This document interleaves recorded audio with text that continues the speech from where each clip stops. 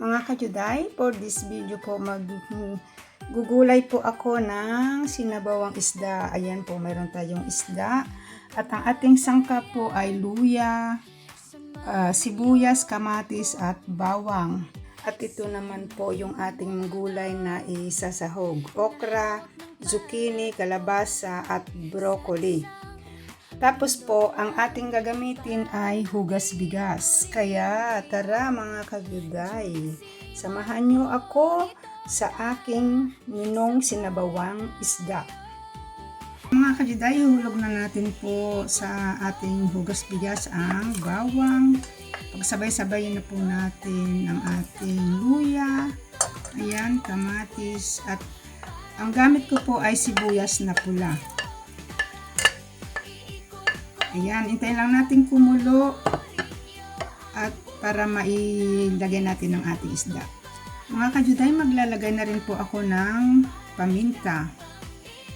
Maglalagay na rin po ako ng asin. Ito po yung sinabawang isda ay para ito sa aking asawa.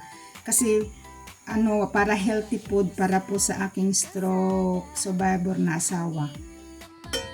Ayan mga kajuday, luto na po yung ating kamatis. Kaya ihuhulog na natin ang ating isda. Ayan, ihulog na natin at hintay lang natin na kumulo. Ma-hot cook at ihuhulog natin yung ating isda, ay ang ating gulay. Ayan mga kajuday, ihuhulog na natin ang ating, una ko pong ihuhulog ay ang gulay na kalabasa. Yan po. Isasabay ko na rin po yung okra at yung zucchini.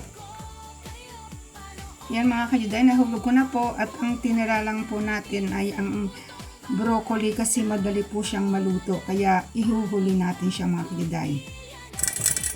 Ayan mga kajuday, ihuhulog na natin ang ating broccoli. Ayan, kasi luto na po yung ang gulay, kaya ihuhulog na po natin. Yan, takpan lang natin ng sandali at luto na po yung ating gulay na sinabawan. Yan mga kajuday, luto na po yung ating sinabawang isda. Ito na siya. Ayan, maraming salamat po sa panonood ng aking bidyong ito. Don't forget to subscribe my YouTube channel. At thank you for watching. Bye-bye. Mwah-mwah. Ciao.